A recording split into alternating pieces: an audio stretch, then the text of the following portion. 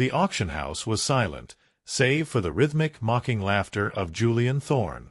Thorne was the region's premier antique appraiser, a man whose approval could skyrocket the value of a rusted bolt, and whose dismissal could doom a masterpiece to the scrapyard. He stood over the trailer attached to Caleb and Silas's battered pickup truck, shaking his head in disbelief. To him, the object strapped to the flatbed was nothing more than a tetanus shot waiting to happen, a hulking, shapeless mass of fused iron and corrosion that looked like it had spent the last century submerged in a swamp. He told the brothers that they had finally lost their minds, wasting their limited funds on a boat anchor that wasn't even fit for melting down. He walked away, adjusting his expensive cufflinks, leaving the brothers alone with their purchase and the stinging humiliation of his judgment. But Caleb and Silas remained silent, their eyes fixed on the monstrosity they had dragged out of the darkness, driven by a gut feeling that this heavy, complex heart of a machine was something far more than industrial waste. The journey to this moment had begun 3 days earlier at a remote estate sale in the forgotten countryside. The property had belonged to an eccentric recluse known only as Old Man Miller, a rumored hoarder who had been a mechanic for high-end European manufacturers in the 1930s before vanishing into obscurity. The barn was a structural nightmare, with a sagging roof and walls that groaned against the wind. Most of the contents had been picked over by vultures like Thorne days before the public sale, leaving only the heavy, immovable trash. Caleb and Silas, who ran a small restoration shop on the verge of bankruptcy, were looking for anything, spare parts, tools, scrap metal, to keep their lights on for another month. They had found the engine in the furthest corner of the barn, buried under a mountain of rotting canvas tarps and surrounded by collapsed timber. It took them 4 hours just to clear the debris. When they finally pulled back the last layer of oily canvas, they were met with a sight that defied immediate explanation. It was an engine, but of a size and configuration they had never seen. It was a V12, massive and imposing, but the layout of the exhaust manifolds and the dual superchargers suggested an engineering lineage that didn't match any standard production model from Ford, Packard, or Rolls-Royce. It was covered in a thick, calcified layer of rust, dirt, and petrified grease that acted like a shell, hiding every bolt and seam. Despite the decay, Caleb had touched the cold metal and felt a strange density to it. The block wasn't cast iron. It felt different, perhaps an early aluminum alloy, which would have been revolutionary for its apparent age. They bought it for the price of scrap weight, emptying their pockets of their last $300. Before we dive deeper into this restoration and the shocking secret hidden under the rust, we have a huge request for you guys. We are incredibly close to hitting 10,000 subscribers, and we want to reach that milestone together with this amazing community. If you enjoy these stories of lost treasures and history, please smash that subscribe button right now. It helps us keep finding these incredible tales. Also, if you want to support the channel directly, check out the Super Thanks button below. Every bit helps us create more content. And we are dying to know, where in the world are you watching from today? Drop your city and country in the comments. We love seeing how global our restoration family has become. Now, let's get back to the garage and see what Julian Thorne missed. Back at their workshop, the brothers used a heavy-duty engine hoist to transfer the beast onto their strongest steel table. Under the harsh fluorescent lights, the engine looked even worse than it had in the sunlight. The corrosion was so severe in places that it looked like the metal had developed a skin of its own. Silas, the younger brother and the specialist in chemical cleaning, suggested they start with a high-pressure wash to remove the loose dirt, followed by a chemical soak to eat away the organic grease. As the water hit the engine, mud that had been undisturbed for 80 years turned to sludge and flowed onto the concrete floor. The water revealed the complex geometry of the cylinder heads. They were incredibly narrow, set at a tight angle, a design choice meant for speed and aerodynamics. Caleb began the mechanical stripping. He picked up a wire wheel and began to attack the valve covers. The noise was deafening as the steel bristles ground against the rust, sending clouds of orange dust into the air. Minute by minute, inch by inch, the true surface began to emerge. It wasn't just steel. It was a high-grade, hand-polished alloy that had been protected by the very grease that made it look hideous. The craftsmanship was stunning. Every bolt head was wire-locked, a technique used in aviation and high-performance racing, not in farm equipment. Thorne's mockery began to echo in their minds, not as an insult, but as motivation.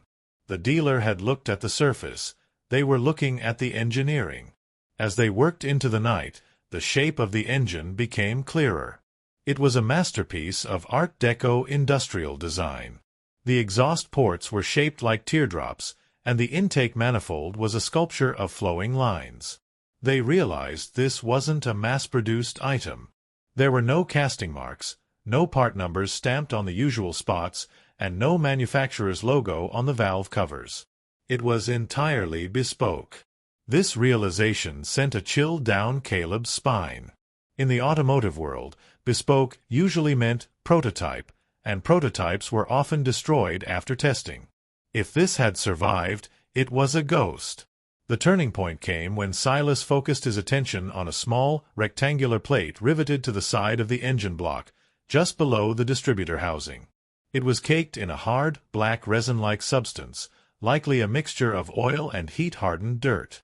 It looked like just a lump of crud. Thorne had actually poked this exact spot with his cane when he laughed at them, assuming it was a rust hole. Silas applied a specialized solvent gel and let it sit. After 20 minutes, he took a fine grit scrubbing pad and began to gently work in circles. The black resin began to dissolve, revealing a glint of gold underneath. It wasn't steel. The data plate was solid brass. Caleb stopped his work on the supercharger and came over to watch. They stood shoulder to shoulder, their breath held tight in their chests. Silas wiped away the remaining sludge with a clean rag. The brass shone brightly against the dark, iron background. The engraving was deep, hand-stamped, and incredibly precise. It didn't bear the name of a car company. Instead, it bore the name of a secret government project from the late 1930s that was rumored to have been cancelled before the war. And below the project name, in the field marked serial number, was a single digit that changed everything. It was a number that commanded infinite value and historical reverence. It was the number that proved this was the first, the original, and the only one of its kind ever made. The brass plate seemed to hum with a silent energy under the workshop lights. The stamped characters were sharp and authoritative, unaffected by the decades of neglect that had consumed the rest of the exterior. It read, Aeromarine Experimental Division. Project Zephyr. Unit 001. Year 1937.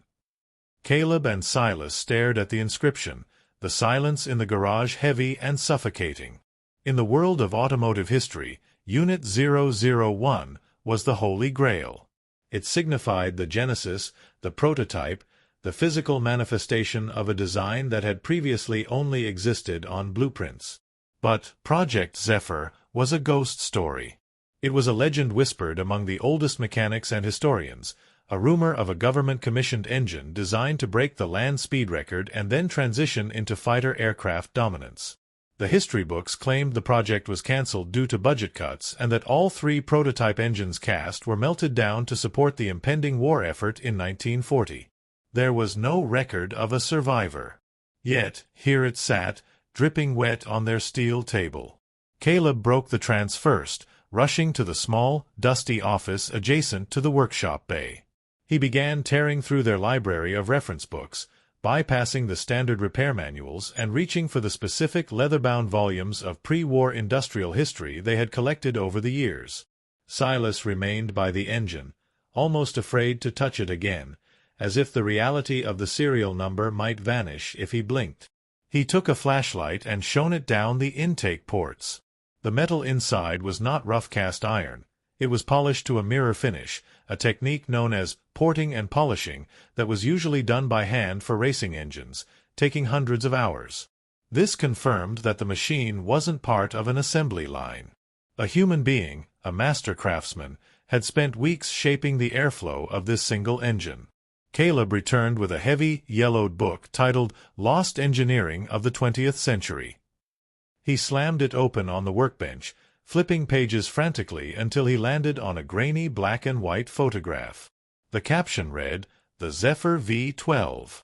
Designed by Dr. Eris Kovic. 2,000 horsepower. Status: destroyed." The photo showed an engine identical to the rust-encrusted block on their table. The distinct teardrop exhaust ports, the dual supercharger mounting points, and the extreme angle of the cylinder banks matched perfectly. The book detailed the legend.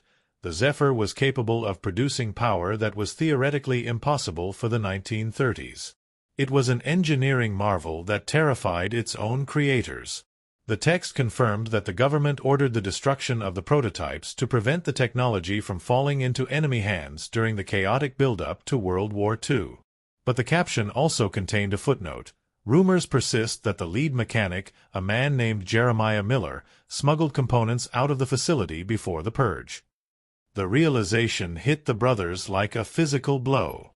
Old Man Miller, the eccentric recluse whose estate sale they had scavenged, was Jeremiah Miller. He wasn't a hoarder, he was a guardian. He had spent his life living in poverty, surrounded by junk, to hide the most advanced piece of internal combustion technology of his era. He had saved history, and Julian Thorne, the arrogant expert, had looked right at it and laughed. Thorne saw rust, Miller had seen a legacy.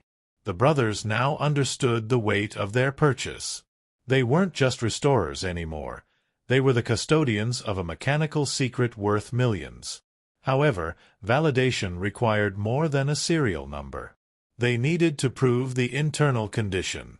If the inside was corroded, it was a museum piece. If the inside was preserved, it was a functional miracle. The next phase of the operation was surgical. They needed to open the heart of the beast without damaging the unique fasteners. The bolts holding the oil pan were odd, featuring a 12-point head design that no modern socket would fit. Caleb, utilizing his skills as a machinist, spent the next 3 hours on the lathe, custom fabricating a tool out of hardened tool steel to fit the bolt heads perfectly. The sun had long set, and the garage was an island of light in the dark industrial park. With the custom tool ready, they positioned themselves under the engine, which was suspended by the hoist. Silas placed a clean catch basin underneath. If water came out, the dream was over. If oil came out, there was hope. Caleb applied tension to the first bolt. It gave a sharp crack, the sound of a seal breaking after 80 years. He moved to the next, and the next, working in a spiral pattern to release the tension evenly. As the final bolt came loose, Silas gently pried the heavy cast aluminum oil pan away from the block. It separated with a wet, sucking sound. A thick, dark, viscous liquid poured into the basin. It wasn't sludge, and it wasn't water. It was heavyweight, castor-based breaking-in oil, smelling distinctly of organic material and vintage lubricant. It was the original blood of the machine, and it was free of water. They lowered the pan and looked up into the crankcase. What they saw was breathtaking. The crankshaft was a massive billet machine sculpture of steel, gleaming under the flashlight beam. There was no rust. Not a spot. The thick oil had coated everything, creating an anaerobic seal that defied time. The connecting rods were polished like jewelry, and the counterweights were knife-edged to cut through the oil at high RPMs. It was a cathedral of mechanical perfection, hidden inside a crypt of rust. The brothers high-fived, the sound echoing off the metal walls. They had gambled their last dollar and won. But the victory was precarious. They knew that once word got out about the Zephyr 001, the sharks would circle. Their celebration was cut short by the sound of a car engine outside. It was a smooth, expensive purr, distinct from the rattling trucks that usually frequented their lot. Headlights swept across the frosted windows of the garage door. Caleb killed the main workshop lights, plunging them into darkness, leaving only the dim office lamp on. He signaled Silas to cover the engine. They threw a heavy tarp over the Zephyr, obscuring the gleaming brass plate and the exposed crankcase. A car door slammed. Footsteps crunched on the gravel, purposeful and sharp. A silhouette appeared at the frosted glass of the pedestrian door. It was the outline of a man in a tailored suit, tapping a cane against the frame. Julian Thorne had returned. Thorne didn't knock, he simply tried the handle. Finding it locked, he peered through the glass, his face illuminated by the harsh security light outside. He wasn't there to apologize. His expression was one of predatory curiosity. He had likely gone home, consulted his own books, or perhaps remembered the name Miller from an old auction catalogue. His instincts, usually driven by greed, had finally kicked in. He knew he had missed something at the barn, and he was back to verify his mistake, or to correct it before the brothers realized what they had. Caleb stood motionless in the dark, his hand resting protectively on the covered engine block. They couldn't let Thorne see the serial number. If he knew it was Unit 001, he would bury them in legal injunctions, claiming the sale was invalid or that the engine was stolen government property, using his connections to seize it. Thorne lingered for a moment longer, trying to peer into the shadows of the workshop, before turning around and walking back to his luxury sedan. The brothers waited until the taillights faded into the distance before exhaling. The game had changed. It was no longer just a restoration. It was a race. They had to document, authenticate, and secure the Zephyr before Thorne could maneuver against them. They needed an ally, someone with impeccable credentials who wasn't part of Thorne's inner circle. Silas remembered a name, Dr. Elena Vance, a curator for the National Museum of Industrial History and a known rival of Thorne. She was the only one who could verify the engine's existence officially. They decided to load the engine into their van and drive through the night to her facility, 3 states away. They couldn't leave the Zephyr in the shop alone. The rust had protected it for 80 years, but now its greatest threat was the greed of men. The escape from the workshop was executed with the precision of a military extraction. Caleb and Silas knew that Julian Thorne was not a man to leave loose ends, and his appearance at their door was a declaration of intent. They spent the next hour fortifying the cargo bay of their battered transit van, laying down heavy plywood sheets to distribute the immense weight of the Zephyr V12. Moving the engine without the overhead hoist required a frantic, muscle-straining effort using a portable engine crane and sheer adrenaline. The suspension of the van groaned in protest as the 12-cylinder beast settled onto the axle, causing the rear bumper to drop perilously close to the asphalt. They draped the engine in heavy moving blankets, then piled innocuous boxes of rusted car parts and old tires around it, creating a visual camouflage. If they were stopped, they wanted the cargo to look like a load of worthless scrap metal, perfectly matching the description of what they had bought at the auction. They drove through the night, alternating shifts to keep their eyes peeling for tail lights in the rearview mirror. The rain began to fall as they crossed the state line, a relentless downpour that blurred the world into streaks of neon and charcoal. The rhythmic thrumming of the van's tires on the wet pavement did little to soothe their nerves. Every pair of headlights that lingered too long behind them sent a spike of paranoia through the cabin. They weren't just transporting an engine. They were transporting a winning lottery ticket that doubled as a historical artifact. Their destination was an unmarked service entrance at the National Museum of Industrial History, located in a converted steel mill 300 miles away. Dr. Elena Vance had agreed to meet them at dawn, her curiosity piqued by the brothers' vague but urgent email attaching a blurry photo of the exhaust manifold. Dr. Vance was waiting on the loading dock as the gray light of morning filtered through the industrial smog. She stood with arms crossed, a figure of academic rigor in a blue work coat, flanked by a security guard. Unlike Thorne, whose interest was purely financial, Vance was a purist, a historian who had dedicated her life to preserving the mechanical lineage of the 20th century. She watched skeptically as the haggard brothers opened the rear doors of the van. The smell of wet wool and old oil drifted out. When Caleb pulled back the blankets, revealing the rust-encrusted hulk, Vance's expression remained neutral. She had seen thousands of rare prototypes that turned out to be modified tractor engines. However, as Caleb reached in and wiped a fresh smudge of grease from the brass serial plate, the neutrality vanished from her face. She stepped forward, ignoring the grime, and leaned in until her nose was inches from the cold metal. The intake process bypassed the usual bureaucratic paperwork. Vance ordered the facility's overhead crane to lift the engine directly onto a stabilization table in the conservation lab. The room was a sterile contrast to the brothers' dusty garage, filled with high-intensity LED arrays, fume hoods, and laser scanning equipment. Vance didn't speak. She simply put on a pair of nitrile gloves and picked up a jeweler's loupe. She spent 20 minutes examining the Unit 001 plate, looking for the telltale signs of forgery. Modern tooling marks, incorrect font kerning, or artificial aging. She found none. She moved to the cylinder heads, running her fingers over the casting texture. She pulled a specialized magnet from her pocket. It didn't stick to the block, but it stuck to the cylinder liners. This confirmed the block was indeed a high-silica aluminum alloy, a material so expensive and difficult to work with in 1937 that it was virtually reserved for aerospace experimentation. The validation came not from the plate, but from the internals. Vance threaded a fiber-optic borescope camera down through one of the spark plug holes, projecting the image onto a large 4K monitor on the wall. The interior of the combustion chamber appeared on the screen, magnified 100 times.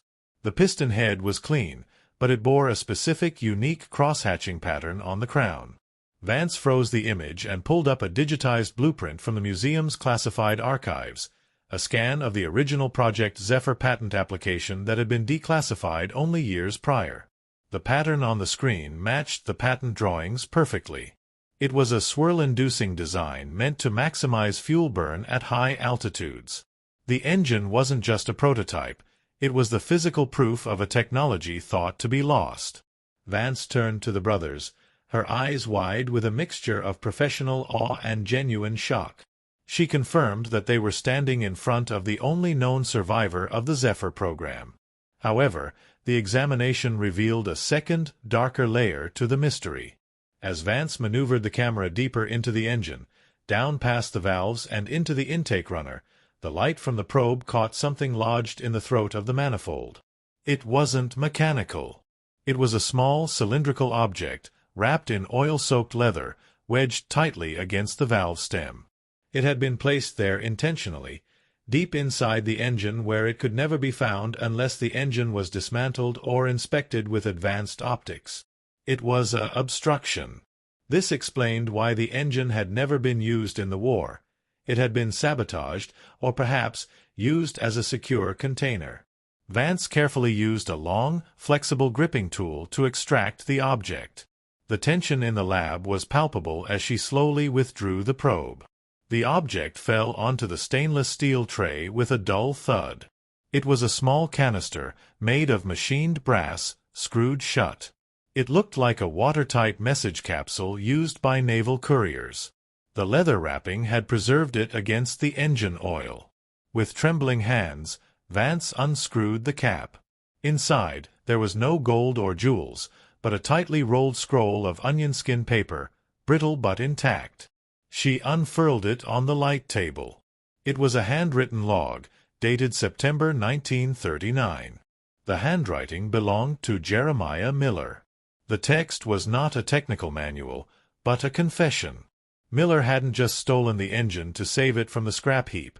He had stolen it to hide the evidence of a fatal flaw. The log detailed that during the secret testing of the Zephyr, the engine had achieved its power targets but developed a catastrophic resonance frequency that caused the prop shafts to shatter at full throttle. The project commanders, desperate for a contract, had ordered Miller to falsify the test data and push the engine into mass production, a decision that would have sent hundreds of pilots to their deaths in unstable planes. Miller, refusing to be complicit in the manslaughter, had sabotaged the prototype by hiding the test results inside the intake and then smuggling the entire engine out of the facility during a chaotic inventory transfer, effectively killing the project to save lives. The brothers realized the gravity of what they possessed. They didn't just have a valuable machine. They had proof of a military-industrial cover-up that had been buried for 80 years. The engine was a monument to one mechanic's integrity. But the moment of discovery was shattered by the buzzing of the intercom. The security guard at the front desk announced that a legal team representing Thorne Antiquities and Recovery was in the lobby, accompanied by local law enforcement. They were serving an emergency injunction, claiming that the engine was stolen property taken from the Miller estate without proper clearance of sensitive government materials. Thorne had made his move, weaponizing the engine's mysterious history against them.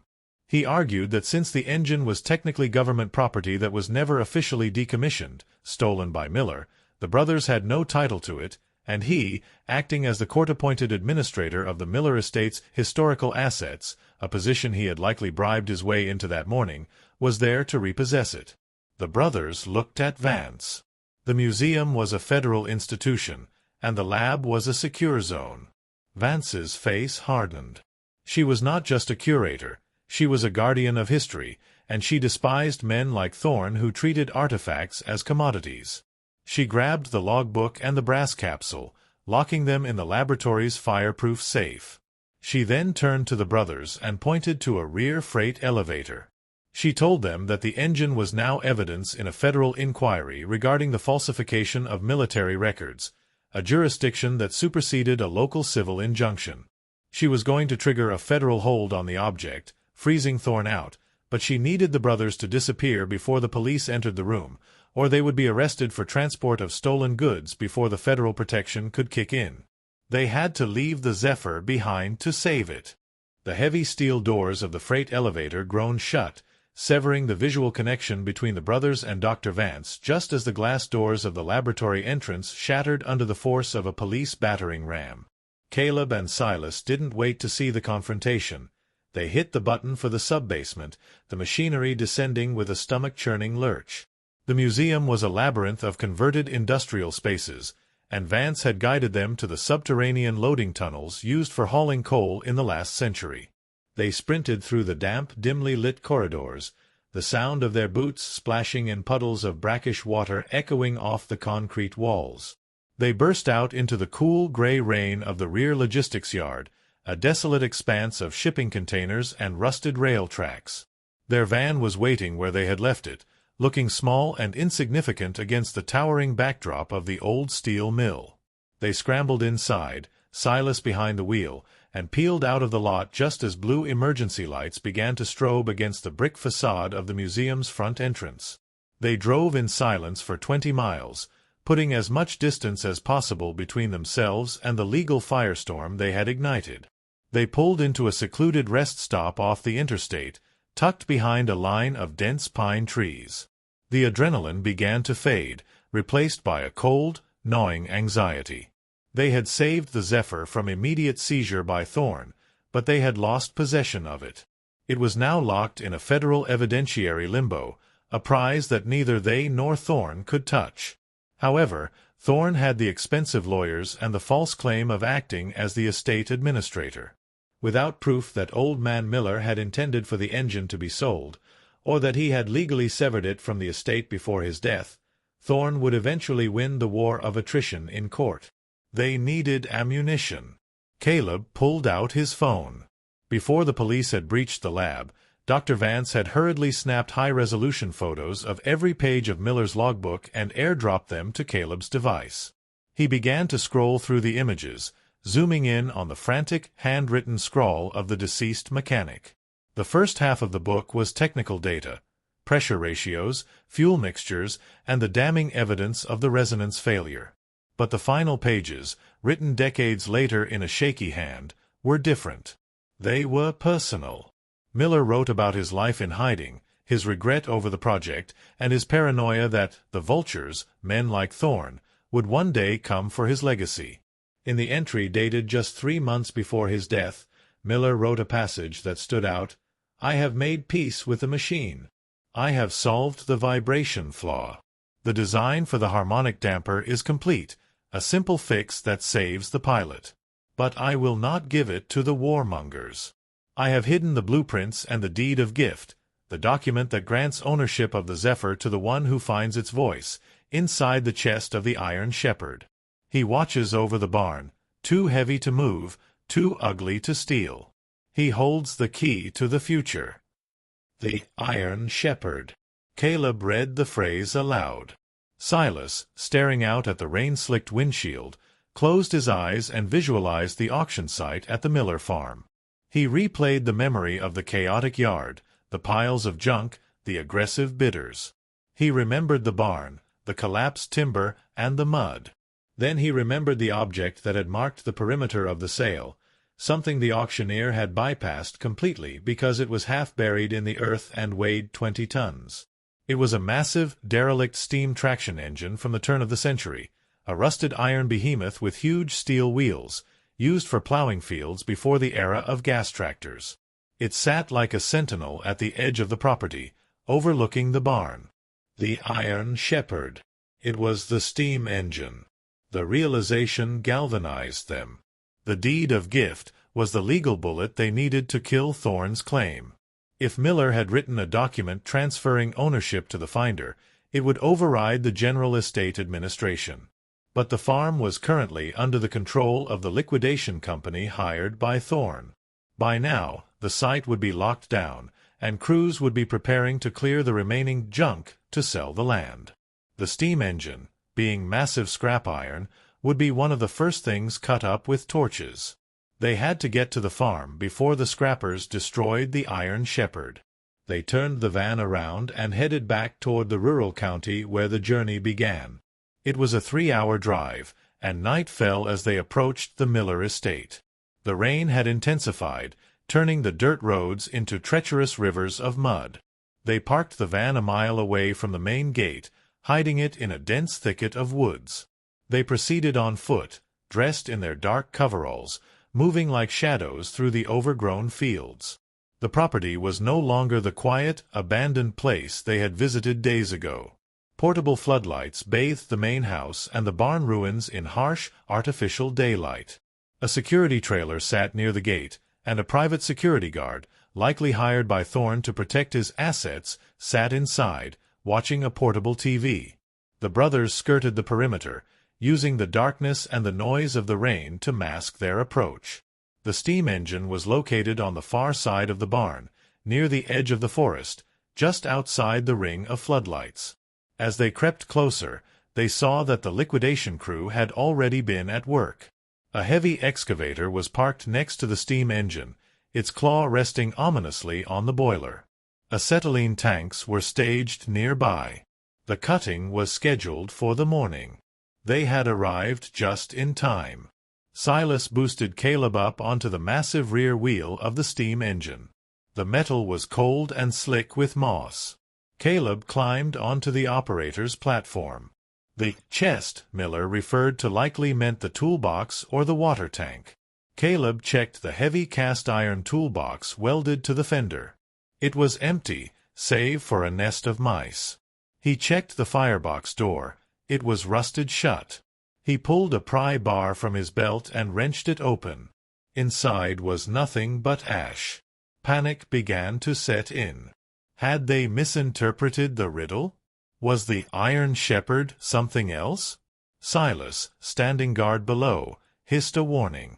The security guard had stepped out of the trailer and was sweeping a flashlight beam across the yard.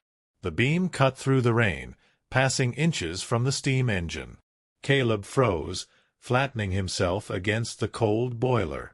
The light moved on. Caleb looked down at the engine's massive flywheel. Etched into the casting of the wheel hub was a manufacturer's mark, Shepherd Iron Works, Leeds. It was definitely the right machine. He thought about Miller's mind. The mechanic was a genius of internal combustion. He wouldn't hide papers in a firebox where they could burn or a toolbox where they could be stolen. He would hide them inside the mechanical workings, in a space that was sealed. Caleb scanned the machine. His eyes landed on the steam dome, the cylindrical pressure vessel on top of the boiler.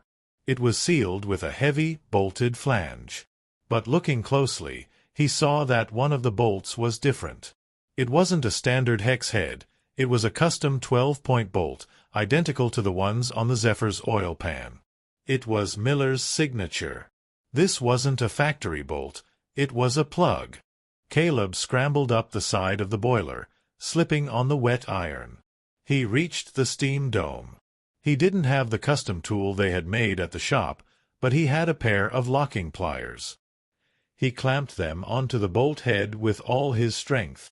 He pushed, his boots sliding on the curved metal. The bolt was seized. He gritted his teeth, putting his entire body weight behind the turn. With a screech of tearing metal, the bolt broke free. It wasn't a long bolt, it was a cap. Beneath it was a hollow tube suspended into the steam dome, a dry chamber within the boiler. He reached 2 fingers into the hole. He felt the smooth, cold texture of a glass jar. He hooked his finger into the wire bail of the jar and pulled. A heavy, quart-sized mason jar slid out of the hidden tube. Inside, protected from the elements and the years, was a roll of blue drafting paper and a thick envelope sealed with red wax. Caleb shoved the jar into his jacket and signaled to Silas. They had the package. The retreat was chaotic. As Caleb jumped down from the engine, his boot caught on a rusted step, and he crashed into a pile of scrap sheet metal. The noise was like a thunderclap in the quiet night. The security guard shouted, and the beam of the flashlight snapped directly onto them. "Hey, you there!" the guard yelled, drawing a taser. The brothers didn't hesitate. They sprinted toward the tree-line, slipping and sliding in the deep mud. The guard gave chase, but he was heavy and unmotivated, unwilling to follow them into the dark, thorny woods. They crashed through the underbrush, branches whipping their faces, lungs burning in the cold air. They reached the van, threw the door open, and sped away just as the guard's radio crackled with a call to the local sheriff. Safe on the highway again, miles away, they pulled into the neon glare of a 24-hour diner parking lot to examine the find. Caleb carefully unscrewed the lid of the jar. He pulled out the envelope first. He broke the wax seal.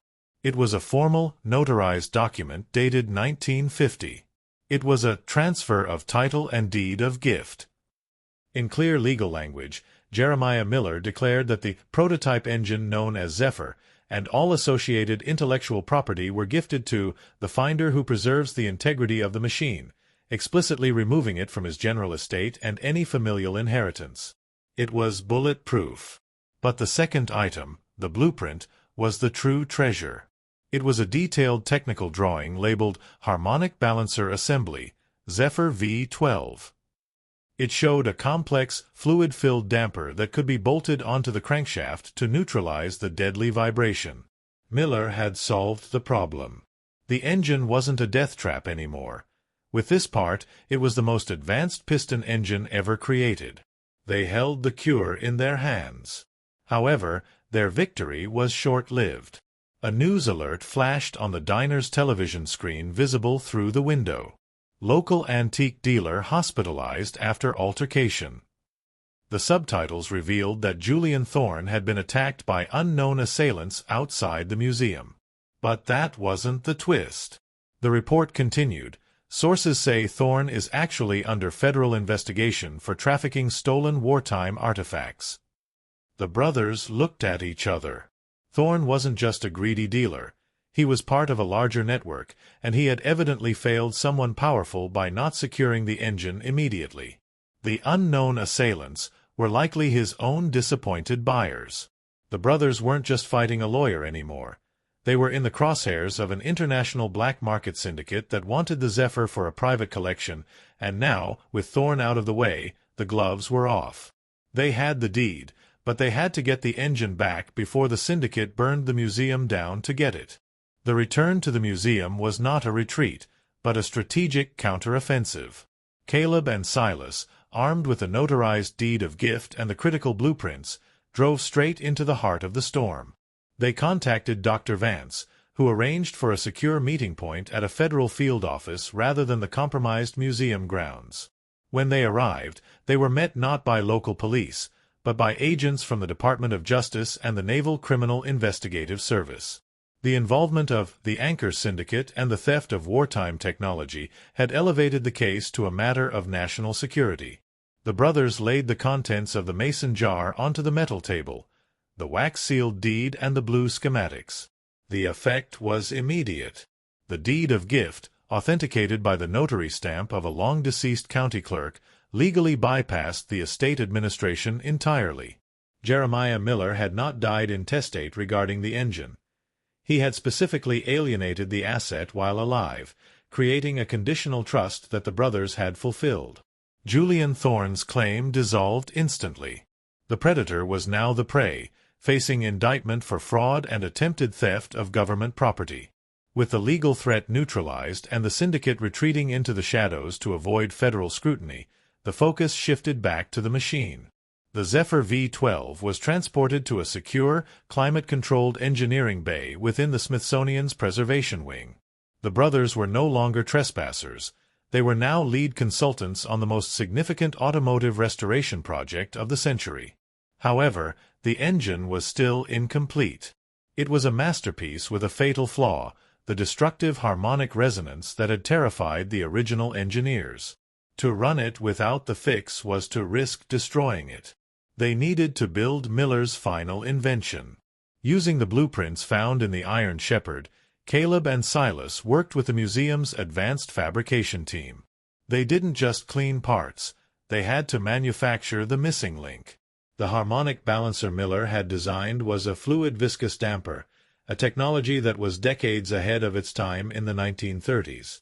Using modern CNC 5-axis milling machines, they carved the casing from a solid block of aerospace-grade aluminum, adhering to Miller's dimensions down to the micron.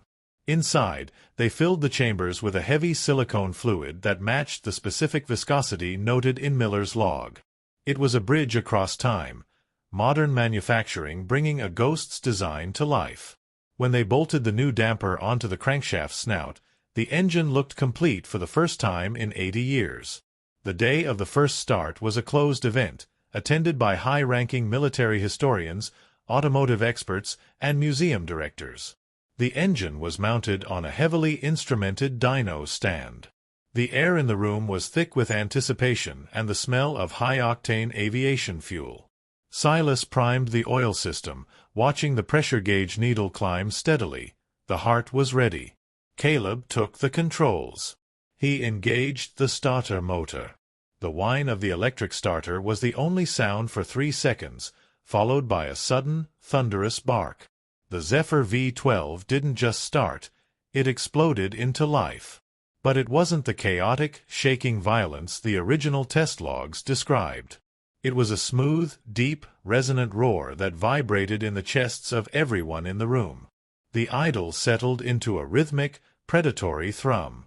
As Caleb slowly advanced the throttle, the dual superchargers began to whine, a high-pitched scream harmonizing with the bass of the exhaust. The dyno computer screens lit up with telemetry data. The vibration sensors remained flat. Miller's damper was working perfectly. The engine climbed to 4,000 revolutions per minute, then 6,000, singing a mechanical aria of pure power.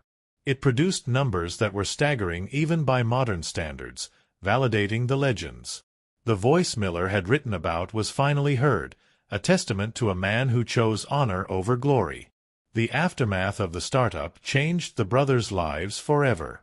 The engine was officially appraised not just as a piece of machinery, but as a unique historical treasure, the Unit 001 survivor of a lost American super project. The valuation came in at a staggering $18.5 million USD. While the government asserted ultimate dominion over the technology's history, the deed of gift was ironclad. The physical asset belonged to Caleb and Silas. Recognizing the impossibility of selling such a sensitive artifact on the open market, a consortium of museums and private benefactors formed a trust to purchase the engine for the national collection. The brothers walked away with a settlement of $12 million after taxes and fees. The rusty lump of iron they had bought for $300 had made them wealthy beyond their wildest dreams. But they didn't retire to a beach. They used the money to buy the old Miller farm. They restored the barn, not as a ruin, but as a state-of-the-art restoration facility named the Iron Shepherd Works. They saved the massive steam traction engine that had hidden their fortune, placing it proudly at the entrance of their new shop. Julian Thorne was eventually convicted of fraud and lost his dealer's license, his reputation in tatters. The brothers, conversely, became legends in the restoration community. They dedicated their new facility to finding and saving lost causes, machinery that others had written off as scrap. Every time they opened a new project, they remembered the lesson of the Zephyr, that beneath the rust and the dirt there is often a story waiting to be heard, and sometimes a fortune waiting to be found. They had proven that the true value of a mechanic isn't just in fixing what is broken, but in seeing the potential that everyone else ignores. The Zephyr V12 now sits behind bulletproof glass in the Capitol, a shining golden heart of engineering, but its soul remains with two brothers in a barn, who dared to look closer when the world looked away. Thanks for joining us on this incredible journey of discovery and redemption. If you enjoyed this story of hidden treasure and engineering history, please don't forget to hit that like button. It really helps the channel grow. And if you haven't subscribed yet, join the family. We have so many more lost history stories coming your way. Check out the video on the screen now for another amazing find. See you in the next one.